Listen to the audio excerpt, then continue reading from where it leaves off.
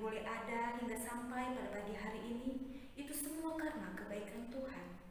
Tuhan Yesus, jika sebentar kami akan mendengarkan devotion, bila kiranya Tuhan Yesus turunkan Roh Kudus-Mu sehingga kami boleh mengerti apa yang disampaikan hamba-Mu. Tuhan Yesus, begitu juga Tuhan Yesus, sebentar kami juga akan melakukan aktivitas kami dalam pembelajaran. Biarlah kiranya Tuhan Yesus, kami boleh memiliki hati untuk boleh belajar sungguh-sungguh. Inilah kami Tuhan Yesus, hanya dalam nama Tuhan Yesus kami telah berdoa dan mengucap syukur kepadamu. Amin. Anak-anak, kita akan mendengarkan firman Tuhan. Mari sama-sama kita angkat lagu pujian bagaikan bejana.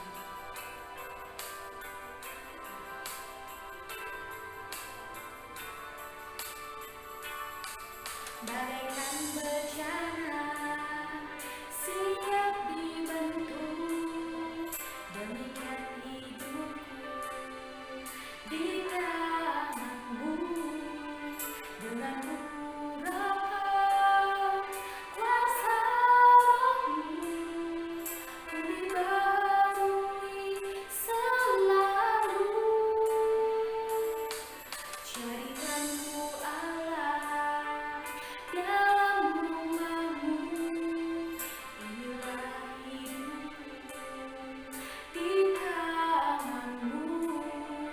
Bentuklah seluruh kehendak-Mu, pakailah sesuai rencana-Mu.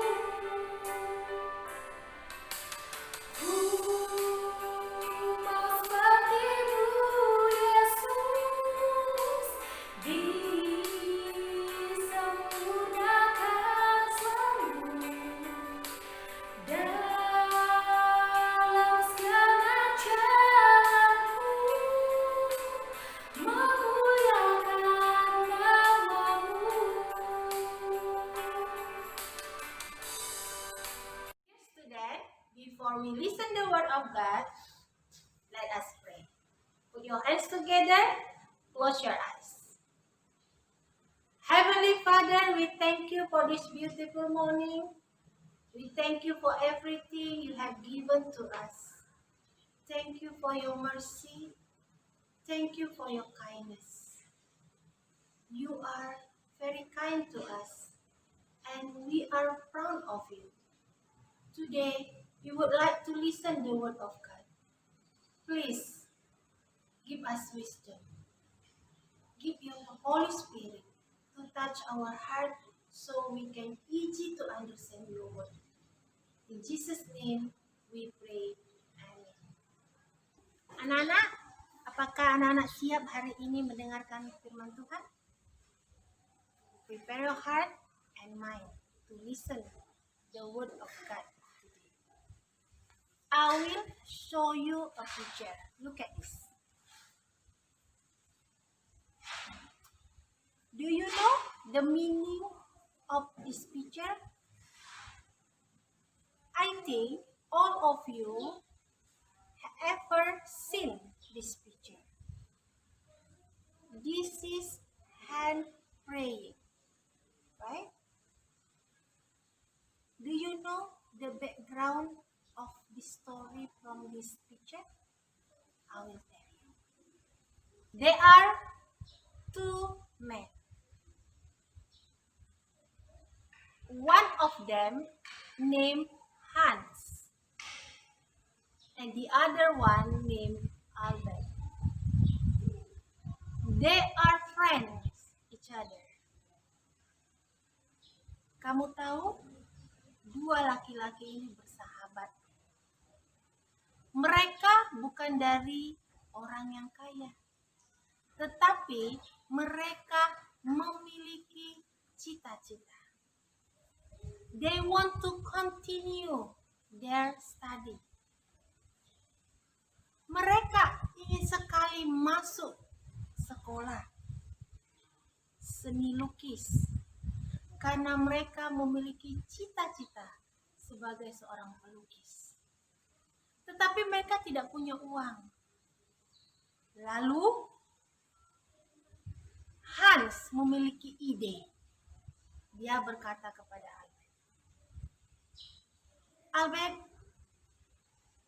bagaimana kalau kamu sekolah melukis pertama? Aku akan bekerja untuk membiayai sekolah kamu. Dan setelah kamu lulus, aku yang akan bersekolah dan kamu yang bekerja.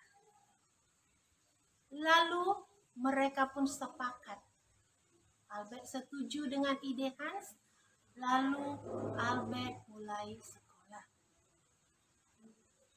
Setelah Albert lulus dan menjadi pelukis, maka giliran Hans sekarang untuk bersekolah. Albert membiayai kuliah Hans. Albert bekerja sebagai seorang kuli bangunan. Tahun demi tahun Albert pun lulus. Ia datang ke rumah Hans, sahabatnya. Pintu diketuk berulang-ulang, namun tidak ada jawaban. Lalu Albert penasaran. Dia mengintip dari jendela rumah Hans. Ternyata Hans sedang berlutut dan berdoa. Dan Hans berkata, "Oh Tuhan, tanganku ini, tangan yang sudah kaku dan kasar, tidak mungkin lagi menjadi pelukis." Hans mengarahkan tangannya ke atas. Dia berdoa kepada Tuhan. Apa yang dilakukan Hans tidak mungkin dilupakan oleh Albert. Ia mengabdikan kasih dan pengorbanan sahabatnya itu dengan membuat suatu lukisan dan diberi nama tangan berdoa atau hand wave yang sangat terkenal saat ini. Tadi Miss sudah tunjukkan. Itulah latar belakang dari gambar itu. Kita buka Alkitab kita dari Yohanes 15 ayat 13 sampai 15. Sekali lagi, open your Holy Bibles. It's taken from John 15 verse 13 until 15. I will read for you. Tidak ada kasih yang lebih besar daripada kasih seorang yang memberikan nyawanya untuk sahabat-sahabatnya. Kamu adalah sahabatku jikalau kamu berbuat apa yang kuperintahkan kepadamu. Aku tidak menyebut kamu lagi hamba, sebab hamba tidak tahu apa yang diperbuat oleh tuannya. Tetapi aku menyebut kamu sahabat, karena aku telah memberitahukan kepada kamu segala sesuatu yang telah kudengar dari Bapa. Kata, kamu adalah sahabatku. Yesus di bagian ini tidak memanggil kita hamba. Juga dia tidak memanggil kita teman. Atau istilah dalam bahasa Inggris, friend. He didn't call us like that. But he called us sahabat. The true friend. Sahabat sejati. Kamu adalah sahabatku jikalau kamu berbuat apa yang kuperintahkan kepadamu. Itu tadi di ayat 14. Ada kata jikalau. Kata jikalau itu sama dengan artinya adalah syarat.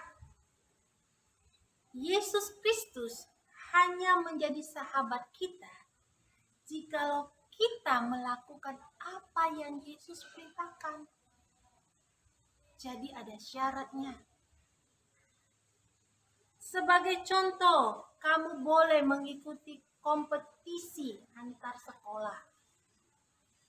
Apakah kamu bisa langsung ikut kompetisi seperti itu? Tidak. Guru akan memberikan kamu syarat untuk dapat mengikuti kompetisi di antar sekolah. Syarat yang pertama adalah akan diadakan dulu kompetisi di sekolah kita. Jika kamu lulus, maka kamu berhak mengikuti kompetisi di luar sekolah kita ataupun kompetisi antar sekolah. Maka untuk menjadi sahabat Yesus ada syaratnya. Bukan kita boleh sewenang-wenang kita, sesuka hati kita, semau gue, apa saja yang melanggar hukum kita bisa lakukan. Kan Yesus tetap sahabat kita. Bukankah Yesus sahabat kita dan dia membela kita? Yesus sahabat yang rela berkorban, mati untuk manusia. Tapi apakah kita boleh melakukan sesuka hati kita? Berbuat seenak kita? Boleh melakukan yang jahat? Bukankah dia sahabat kita? Sahabat yang pasti membela kita dan rela mati untuk kita? Tidak peduli yang kita buat, benar atau salah, dosa atau tidak. Sekalipun salah, kita tidak perlu gelisah, tidak perlu merasa berdosa. Bukankah kita punya sahabat yang bersedia mati untuk kita? Anak-anak, ingatlah, tidak seperti itu. Yesus hanya menjadi sahabat kita jikalau kita berbuat apa yang Kristus perintahkan. Coba ini sekali lagi ya. Yesus hanya akan menjadi sahabat kita jika kita melakukan apa yang Kristus perintahkan. Apakah kamu sahabat Yesus? Kalau engkau sahabat Yesus, maka engkau tidak akan hidup sembarangan. Tetapi firman yang diperintahkan dan disampaikan kepada kamu akan kamu simak dan kamu patuhi. Lalu apa perintah Yesus? Perintah Yesus ada di ayat 12. Inilah perintahku, yaitu supaya kamu saling mengasihi seperti aku telah mengasihi kamu. Itu adalah perintah Yesus. Perintah Yesus adalah dia menyuruh kita untuk saling mengasihi. Persoalannya sekarang, adakah kita mengasihi sesama kita manusia? Bahkan, apakah kita mengasihi orang yang tidak mengasihi kita? Ini perintahnya untuk kita saling mengasihi. Jika demikian, barulah Yesus menjadi sahabat kita. Jadi jika perintah ini sudah kita lakukan, kita mengasihi sesama kita, bahkan kita mengasihi musuh kita mendoakan musuh kita, barulah Yesus menjadi sahabat kita. Kristus mengasihi orang berdosa. Terbukti Kristus mati di kayu salib untuk menebus dosa-dosa orang, menebus dosa manusia. Maka jika kita sahabat Yesus, kita juga harus mengasihi sesama kita. Bukankah kita orang berdosa, anak-anak? Kita orang berdosa. orang yang tidak layak dikasihi. Tapi Yesus mengasihi kita dengan kasih yang tidak meminta balasan. Sekarang perintah Yesus agar mengasihi orang-orang di sekitar kita. Orang yang tidak layak dikasihi. Orang yang menyebalkan dan menyakiti hati kita. Apakah kamu bisa melakukan itu? Di saat orang membuat hatimu sebal, apakah kamu bisa mengasihinya? Ini perintah Yesus. Cukup jelas di ayat 12. Untuk kita saling mengasihi. Biarlah kita boleh mengasihi mereka dan memberitahu mereka bahwa ada kabar baik. There is a good news. Apa? What is the good news? God loves them.